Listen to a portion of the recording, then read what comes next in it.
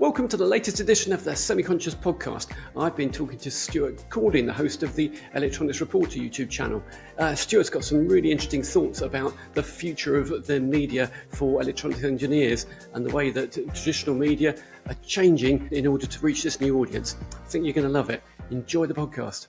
So, welcome to SemiConscious, Stuart. Super, thanks for having me here. I really appreciate it. It's really great to have you. So, people will know you from your Electronics Reporter YouTube channel and from seeing you around with a video camera at shows like Electronica and Embedded World and so on. So, you're really a fixture there. But let's sort of, kind of go back to the beginning. So, you're a great enthusiast for electronics, but that really starts very early with you. I see some of us sort of fell into the electronics industry by accident. I can say that's certainly the case for me, but for many others. For you, not so much, was it? No, exactly. It goes right back to my childhood. So my dad was an electrical engineer, and naturally at some point an electronics kit appeared as a birthday present. I was really big into Lego, and having spoken to lots of engineers over the years, those are exactly the things that set you on a theme there, path isn't in there? engineering. Yeah. So trying to solve problems, build things, mechanical, electromechanical, it's all there. I actually grew up in the UK. I live in Munich in Germany now, but in the town I grew up, there was a little like a mini Maplin around the corner. It's called Circuit. And so for people outside the UK, Maplin, so being sort of an electronics hobbyist kind of store. Yeah, I mean, it's comparable in Germany with Conrad, for example, and like the previous version of what today are big things like DigiKey and Mauser, So there's when there were really shops and people who could advise you and give you guidance and stuff. So I could go and have my fill of electronic components. I built a radio once with my dad. We found a book in the library. There was an explanation of how to build the radio on Verboard and everything, and I got everything there. And I remember vividly getting to the point where we needed the variable capacitor. Now, everything else, I think, had come to about £15 at the time, which was a fair amount of money. Quite a lot of money in those, yeah. Yeah, exactly. And we found an old box at a car boot sale from Mothercare, which was sort of like a baby monitor in those days, and that seemed to be the right size. We got to the variable capacitor, and this thing was, I remember, £17.99.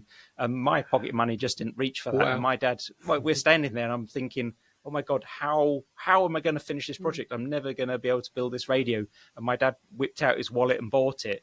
And it was just, I just thought that was amazing, that he was so behind me, so supportive of what we were doing. And sorry, I'm crying a bit now. And I must ask, did the radio work?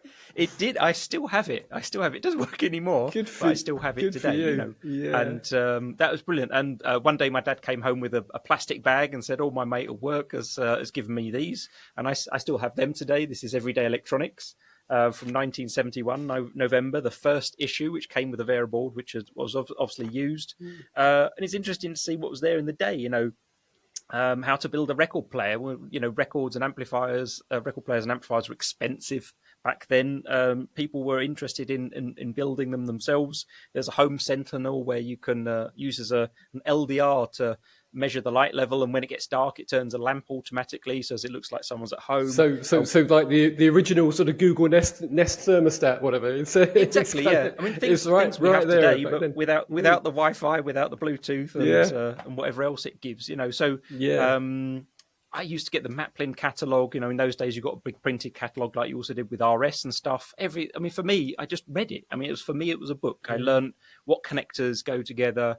Who delivers what, which modules and boards are available. Long before we had Arduinos and SparkFun and everything, there were plenty of modules about. They just didn't seem to capture the imagination in the same way back then as they do today. And as I said, my dad was we've got Raspberry Pi to thank for that kind of real sort of flourishing of that kind of.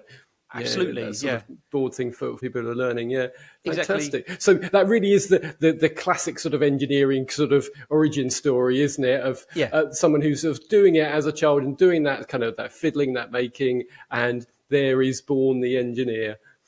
Exactly. Yeah. I was on site with my dad. He was an electrical engineer, so I saw how buildings were put together, the electrical wiring, fire systems, and things like that. And then I got through school, wasn't really sure what to do, didn't really want to go to university at the time. It didn't seem like the right correct next step at that point. So I joined a company called CMAC in Harlow in Essex, and they made quartz oscillators. And that's really was the sort of starting point where I understood the electronics industry. And I eventually got into the R&D department. I helped support the development of a silicon chip for an oscillator. So that's my first experience with semiconductors. But I also saw how things were designed, how they then went into manufacturing, how the manufacturing functioned. It's sort of like a blueprint, and I've always lent on that blueprint for the rest of my career. Sort of today, that was sort a of really valuable that. apprenticeship for you. Yeah. Yeah, it turned into an apprenticeship. I did a college course. They paid for me to go to college. And then I went to university, studied electronics, and ended up at National Semiconductor. And again, first job was to help with the design of a USB peripheral. So straight hands-on with Verilog, testing, writing test patterns for chips, and then testing the actual silicon. So I actually touched the first silicon that came out of the fab of that device, and I found the first bug on the chip as well. So I mean, it's just incredible when you just look at that first sort of 25 years of my life, how much I did, and it's really been the basis for where I've got to today. Absolutely. So you really were, if I can say this, a proper engineer with proper engineering experience. So, but then you didn't stay in that, because obviously you've ended up in the communications of engineering. So what prompted that transition from being a hands-on design engineer into communicating to and with engineers? Yeah, well, it started actually with that first role at National Semiconductor. After I finished my degree, I was working there, ended up working on a little Bluetooth microcontroller. At that time, sort of about 2002, 2003, flash microcontrollers were still relatively new. People didn't really understand necessarily all the details around flash microcontrollers, and National Semiconductor had two devices. We had a 16-bit RISC and an 8-bit, the COP8 processor, which I know is beloved by many still. And the marketing contacts in the Marcom communications group, they came to me, Solveig Lurch, who I'm still friends with today, came to me and said, yes. We've had interest for an article about flash microcontrollers and how what the limitations are, what you can do with it. Would you be interested in writing an article? And I thought, yeah, sounds fun. I'd, like to give something back to the community. So that was the first thing I wrote, and it was fascinating because I submitted it. It went to a PR agency who then got it published. I got the copies of the magazines back. They were in English, they were in German, French, Swedish, Italian, Norwegian, and it was just absolutely incredible to think, my little contribution was suddenly being read by all these people. And you had that little thrill of seeing your byline on your article that you'd written and actually being published to tens and tens of thousands of people. Exactly. And sort of reflecting on that at the moment in time, it brought me back to sitting on the living room floor at home, going through all those magazines where I'd appreciated the fact that people had gone to the trouble and taken the time to write about their experiences and teach me how to build circuits. And I thought, this is really good. It's great that you can do this. And so wherever I ended up working, I was at National, I was at Texas Instruments, Atmel, Microchip. I was always involved in writing some trade articles or creating blog posts or interviewing people about projects and things like that, one way or another. And, even today when I'm writing stuff and communicating, I still think of the little sort of like 12-year-old me sitting there, and I write for myself. If I find it interesting, I'll take it as a story and try and share it with other people. Absolutely. So back then, it really was all about the written word, wasn't it? I mean, that was the limitation of what kind of technology would enable, if you will, that was the way that engineers learned about stuff. As you were describing, you were just showing us your magazines from your childhood, but as adults, professionals, how they learned was they got the magazine through the post, delivered to their desk or delivered to their home, and they read articles. That was how it was done, wasn't it? And that was what you were doing. But when did you first sort of start to get the sense of that changing? Well, I think the first point was at that early point in my career. So in the 2000s, obviously the internet became a thing. It was no longer dial-up. It was always on. Businesses were starting to create websites. It was clear that the trade media who decided that was a good way to communicate were going to be successful, and those that didn't, they seemed to disappear because obviously, the reach wasn't there anymore. It was long before we could sort of track people and provide any sort of statistics around websites and other than number of visitors and things like that. So I think then it became clear that, the internet was going to be an interesting platform to reach more people, and that had to be part of any trade media strategy, and also the strategy of B2B businesses who wanted to reach people. So that was when it became clear. And I think over the years, what we've seen, and I think many engineers will also say the same thing, we keep going into the office over the years, and then, once a week, all the magazines would come in and there'd be this big stack of plastic wrapped magazines piled up. And you go through the list, there's like 6 or 8 of the same one, all addressed to people that have long since left the company. And you're looking at that and going, yeah, print is not really doing it anymore. I wonder, how valuable this is as a medium. And I find it valuable, but also from the perspective of a B2B marketer, are they still finding it valuable? Is that still how they want to communicate and reach an audience? So, it started to plant a seed where you're sort of questioning, what's going to come next? How are things going to change? Yeah, and I think to start with, in that transition, I think it was a very natural thing. But I think we can have a sort of a discussion about this. But the model was kind of transferring the print approach of communicating to engineers just onto the internet. So everything that you'd been doing in print, so writing articles and producing written news reports of your product launches or whatever, was just simply transferred from print onto the internet.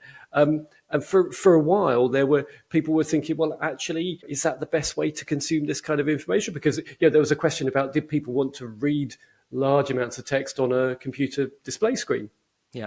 That people were much more comfortable doing it on paper in a magazine, and you can present the information more attractively when you're doing it in a print magazine, and there were compromises around how you do that on the internet. So that approach of sort of taking what we've done for print and just simply kind of mapping it straight onto a computer display screen, that wasn't necessarily the right way to do it, was it? And I don't know, was that kind of clear to you sort of early on? And how did that lead on to, well, actually, maybe there are better ways of using the power of the internet? Yeah. I mean, I think looking back then, as we were going through that transition, I wasn't thinking that far ahead or thinking that deeply about it. I mean, obviously, the internet as a tool makes it easier to find information. So when you were trying to start a new project, you were looking for what chips may be helpful in the signal chain, or which microcontrollers might be useful, and which wireless technologies they support, and the software stacks around them, all those sort of things. So at that early stage research, the trade press being online was helpful because you would find articles on those topics and get the information. I think so. Google was the engineer's friend very much, wasn't it? Yeah. Exactly, yeah, and I think it still is to a large degree. Yeah. I think, like you said, yeah. I mean, the challenge is a magazine. The question is, how do we consume a magazine? Yeah, and it doesn't matter if it's a trade magazine or a normal magazine. Yeah, so it's something you can hold in your hand. You can feel it. There's a certain quality. You might take the time to sit down with a mug of coffee or a cup of tea, depending on where you live, and actually flick through and read it and enjoy that sensation and everything that goes with it. And that's part of it. It's not just what's inside it. It's part of that experience. Just then taking the words and the pictures and dumping them onto a computer screen, I think what that leads to is that people move away from this curated experience, which is a magazine where I've determined my topic, maybe power devices or maybe embedded systems or something general, just market news in general in the electronics and semiconductor industry. But I've taken away that curated element and I've suddenly just made all this stuff appear.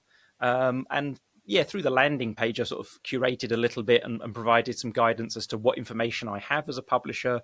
And also, through the newsletter, I can highlight particular stories which I think might be of interest to my readership. But I think the link between, or it's the move from a curated, printed, here's a complete thing that we deliver to you, and we've taken great care in informing it to make it useful and interesting to you, has unfortunately been a little bit lost as we've moved to a web-based platform as being the first place people really go to get information. So it's changing, and then social media came along. So then all of a sudden you've got social media channels and you've got things like LinkedIn, which are very much focused on B2B experience, B2B contacts. And then you're starting to say, well, how can we maybe bind that into the trade media experience and also the B2B marketing experience of those people who use the trade media? And I mean, as you all know as well, in America, I think the American view is that, printed media is dead. There's no printed media there at all. And they come to Germany, to Embedded World, and go, well, this is very quaint. But, most B2B marketing teams don't really see the value in having their budget pushed into print media anymore. That's the reality of it. So. Absolutely. So if we can sort of think about sort of, I don't know, I was sort of thinking about the stages of your career from design engineer into technical writer into where you are. I think most people will know you now as the electronics reporter, the guy with the YouTube channel, the guy in front of the camera, kind of Stuart Cording 3.0, if we could say, as sort of the video star. So that's where you're at now. Is that you feel kind of a more natural, more attractive, and more compelling kind of way to communicate with engineers via the internet than that previous model of let's just we rewrite everything, but where we used to write it and dump it onto paper, now we dump it onto a computer screen? Yeah, well, I think this sort of transition's happened partially through my current job choice. Yeah, so after I was an engineer, I moved into marketing and then a PR agency for a while. And in the PR agency, what I was doing was a lot of content creation. And I still do that today as a freelancer. I write for lots of companies. I create their trade articles, their blog posts, their white papers, their ebooks, whatever it needs to be to support their marketing activities. I also work with trade publishers as well and publish articles there too that they ask me to write. So I'm still doing that. But the process is quite interesting. So typically you have an idea. We want to look at the minute is Edge AI is a big thing for embedded microcontrollers, for example. And what I'll then do is one of the first things I need to do is get more information from my client, which is normally a microcontroller manufacturer or software supplier. And I'll need to talk to their expert. So I have a video call with them anyway, and I probe them for the information and understand what the USP is, what's the value, what's the benefit, not just the technology and the implementation. And we write all of that down. I then create a brief where I sort of describe what I'm going to deliver, a nice structure so that they know in advance what they're going to get. And then I actually write that content, and it's then sent back to the technical expert, and they review it and maybe make a few comments. We make some changes. So that's how people like myself support trade media and B2B marketing teams to create the content they need, either for their websites and their magazines or for their B2B marketing programs. And what I was thinking was, and also having been at exhibitions as well and done some video interviews at exhibitions, I was just thinking these discussions that I'm having with people at trade fairs, this is before I had the camera, but these discussions I'm having with trade fairs, they're great stories. I learn so much. I learn about lots of ways to do things, lots of ways not to do things. This is sort of engineering gold. Wouldn't it just make more sense if I just recorded all of these interviews and these discussions, because I find them very engaging and I think engineers find them engaging, and then just post those to whatever platforms are out there, social media, trade media websites, and B2B marketing teams can use these as well. So that was the sort of like the origin of, hey, how can we move to video?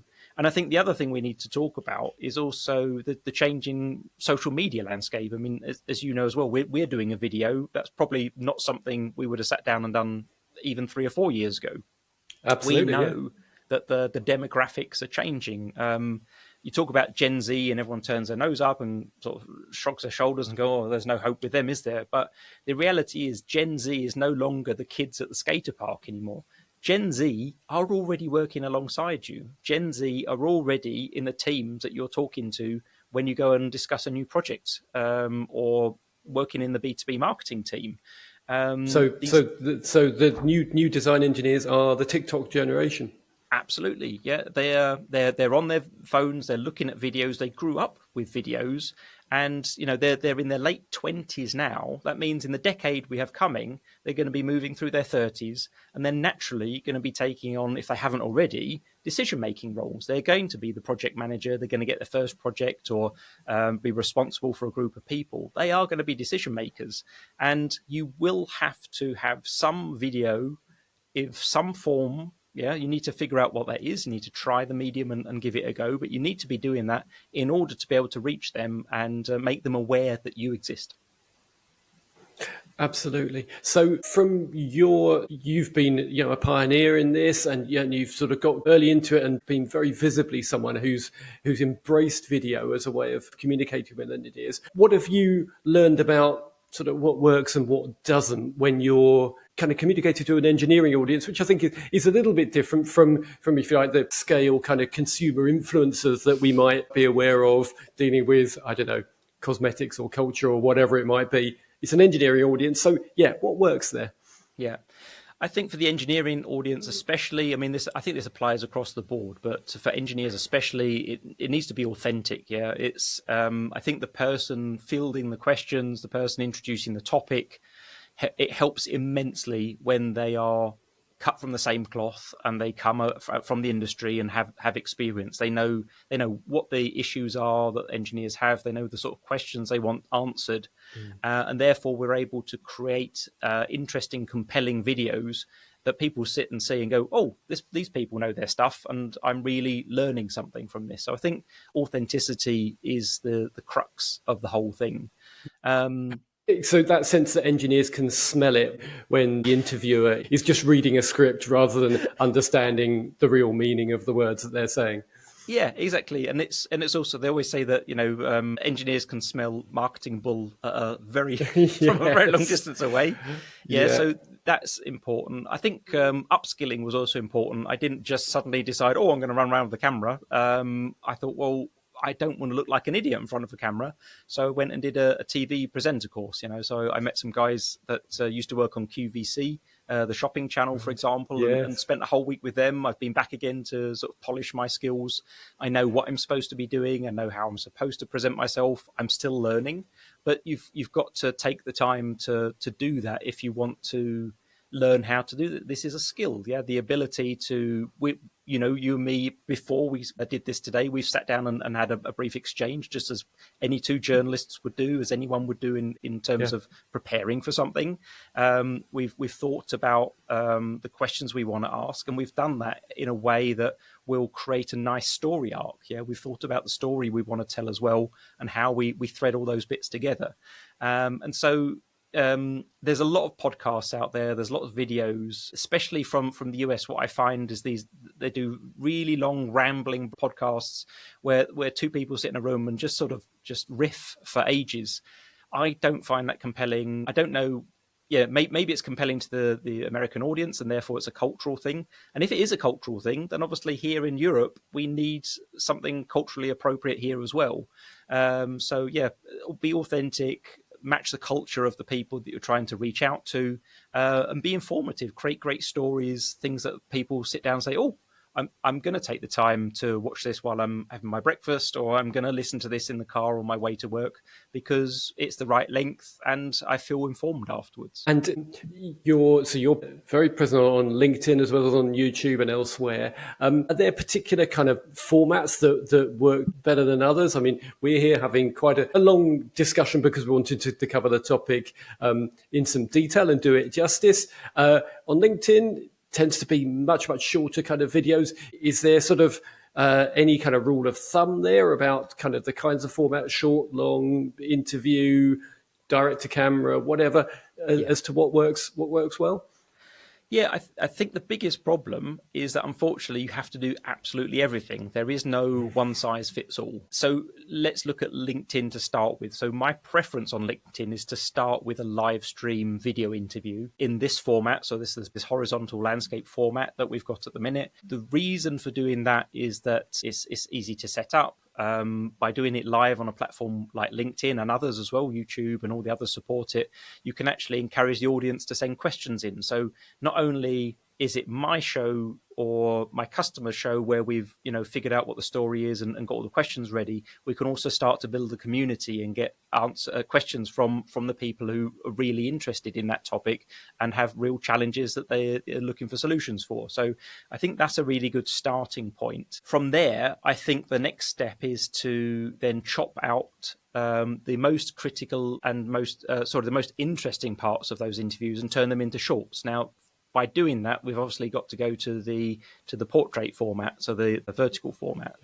And then you've got to figure out, okay, so what was compelling? What bits of information were really interesting and would benefit my audience? That can go onto LinkedIn. I use it, for example, to promote the long form content. So I say, here's a snippet of information. I bet you didn't know this.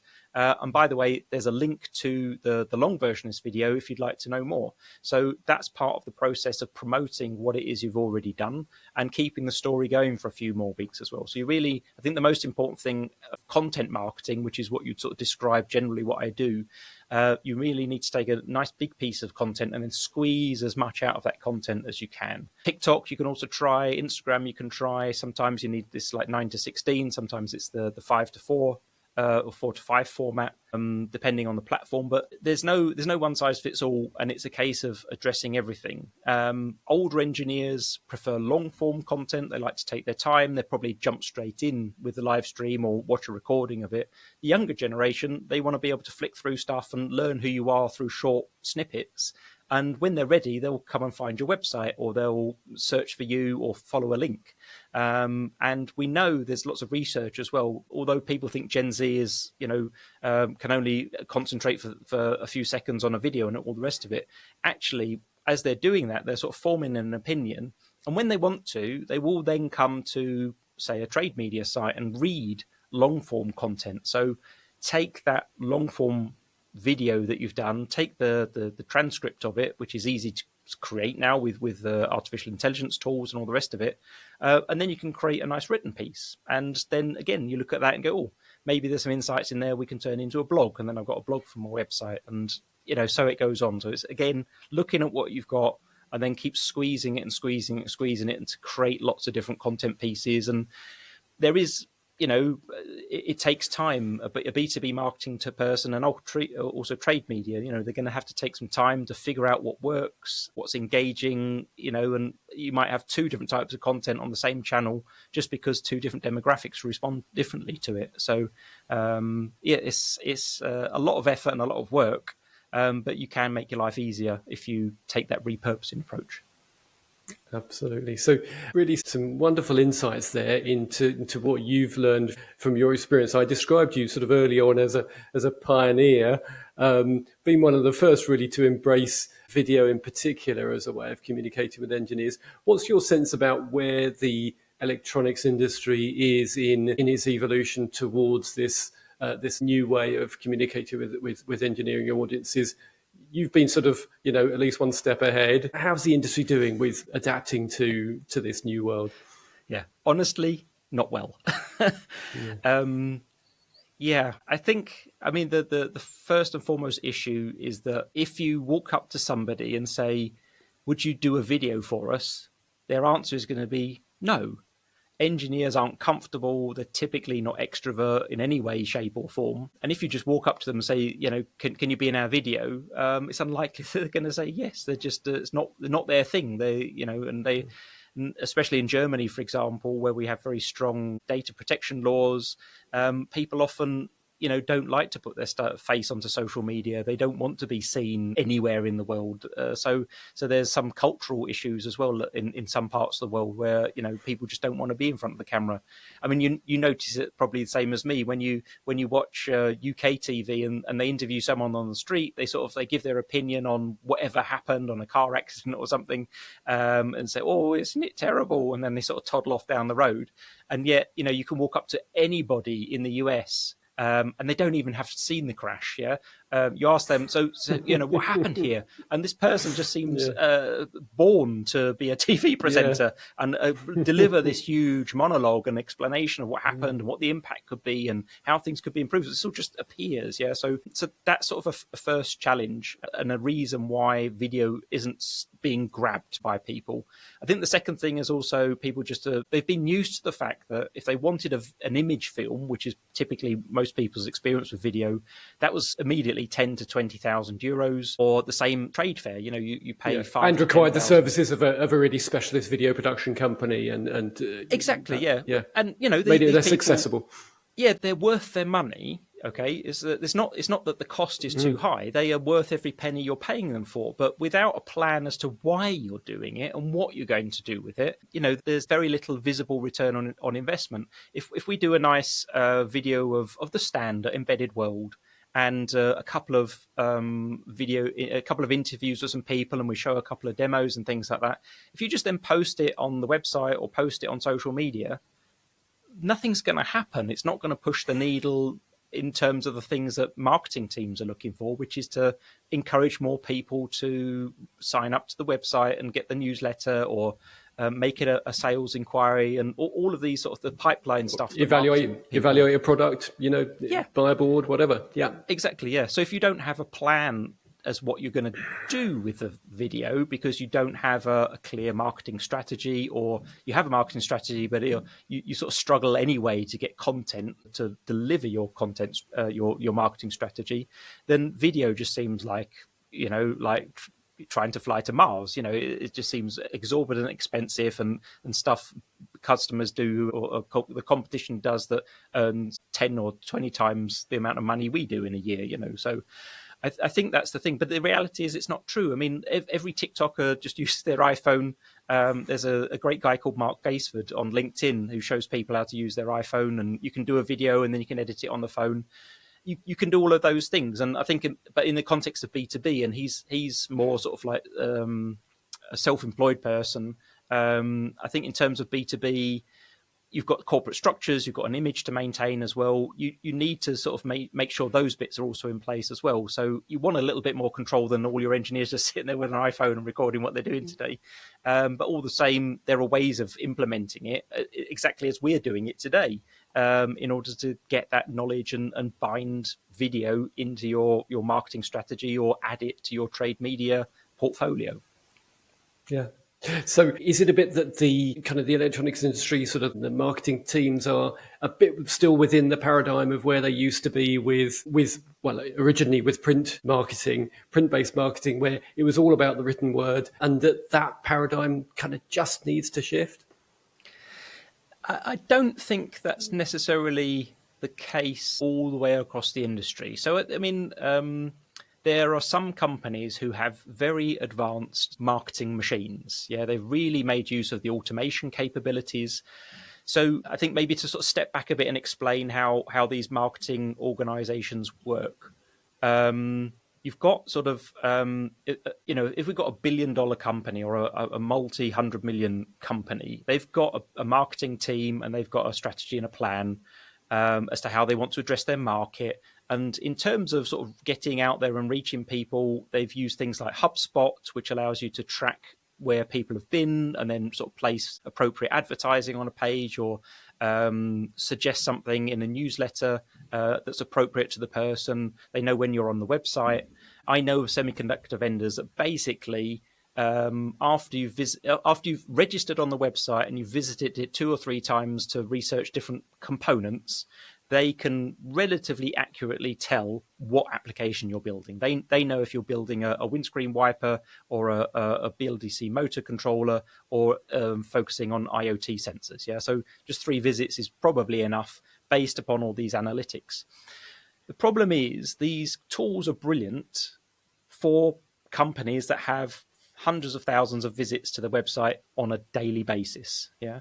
If you're in a small and medium-sized company, and that's where I think a lot of these businesses are, the number of visits they have on the website, they just don't deliver the analytics people need in order to sort of make those decisions. And a lot of the decisions are just from the stomach. Often the CEO is involved heavily in marketing, and sort of making decisions about what we will and what we won't do. Sometimes there's a lack of a real plan or a strategy. So I think that's sort of the problem. And then if you look at the tools I have to communicate, sort of the written words, it works. It seems, it's something that I can produce and show, and it did something. A lot of people don't even know how many people read their article in a magazine. It's just the fact that they managed to publish something. That is the success. But it's not, it's not looked at to say, is that actually moving the needle and getting us closer to what we want, which is more business, more awareness, leads. People might actually want you to sign up for something so that they can talk to you and find out about what it is you're doing. So yeah, if it's already taking me, and this is my personal experience, if it's already taking me 4 to 8 weeks, sometimes months, to get a piece of written material created and signed off by someone inside my organization, why on earth would I even dream of starting with video, which already seems complicated and expensive, when written content is already so difficult? Thank you. And of course, what I think we found is that actually video can be really quick and really efficient Yeah, once you get the hang of the method, the production technologies, and so on. yeah, So, exactly. and just kind of my final question for you, Stuart, is then just sort of looking ahead. You've made sort of great strides to embrace the new methods, new technology. Any sense of what's next, or what's sort of the next evolution for you and for people producing video for engineers? What the next step is going to be? So, yeah, I think the next step is what I'm calling Trade Media 2.0. It's very similar to Industry 4.0 in that it's an evolution rather than a revolution. I think what we need to do is look at the symbiosis between businesses and the B2B marketing teams and the trade media. I think on the one hand, I don't know if people know how a magazine actually comes to fruition, but today a lot of the material that's in the magazine isn't actually written by the magazine itself. It's contributed articles from industry players, and some of those articles aren't even written by the person who's the author. They're actually written by people, by me on their behalf, because they don't have the time to write them. So that's the way the content gets into the magazine. I think what we need is the trade media to accept that video is really, really important. And what I'd like to see is, for example, if you're going to accept a contributed article, it will only be accepted if the author also allows you to do a video interview on the topic, so that you've got that new medium in order to promote the existence of the long form content. So I think that's one thing we need to look at. And I think the other thing is that we would also expect the industry to provide video content that can be published by the trade media, in the same way as that they provide written content, which is published by the trade media. So I think if we were to have a video first approach, or a video is really important approach, that would sort of be the evolution that we need in order to make video happen. I think also for both for the trade media and for B2B marketers, we also need to consider artificial intelligence. So we've got ChatGPT, we've got Midjourney, we've got all these tools. They will be capable of creating content a lot better than they can today. You can't create a 1,200 word article with ChatGPT. That it just pushes out a load of rubbish and hallucinations for an engineering audience. Yeah, for us, that doesn't work at the minute. But what would work is if you're continuously producing on a regular basis of video content, you're continuously developing transcripts, you're continuously generating content out of all that. If you then start to build a library which explains everything that all your people have said, that explains all the new products that you're starting to develop, you can then use ChatGPT and other tools to create new content or provide ideas for content based upon the knowledge that you've already provided and sort of ring fence for that purpose. If you don't do that, what's artificial intelligence going to refer to in order to help you? So I think that way of basically setting yourself up so as that content is continuously being created. Essentially, the B2B marketing team is overwhelmed. They have so much content coming, they don't know what to do with it. And then they'll find ways to use it. They'll find ways to push it out, and they'll find things to do with it. But obviously make a focus on the authenticity, make sure it's correct, make sure that it's compelling and interesting and matches the audience that you're trying to address. So I think, video first, couple that with artificial intelligence, and then we're going to sort of see amazing new things in the way B2B marketing teams work and reach out to their audiences. I think it will give smaller and medium-sized businesses the upper hand that they're looking for to compete with the big people, the big competition. And I also think it's going to be something new and interesting and compelling for trade media, and also get them to pull in the Gen Zers and then the Gen Alphas as their existing readership goes into retirement, which is what's currently happening. Great stuff. Well, no, that's a fantastic, really inspiring, fascinating sort of vision and manifesto for the future of our profession, sort of marketing in the electronics industry. Stuart, that's been really wonderful. Thank you so much for taking the time to talk to me today. And best of luck with everything that you're doing to promote video and the new ways of communicating to engineering audiences. Thank you, Stuart. Thank you ever so much. Thanks for listening to this latest episode of the SemiConscious podcast. You can subscribe on your normal podcast listening channel, or watch out for our next episodes coming up. We'll have plenty coming. Hope you enjoyed it. Bye for now.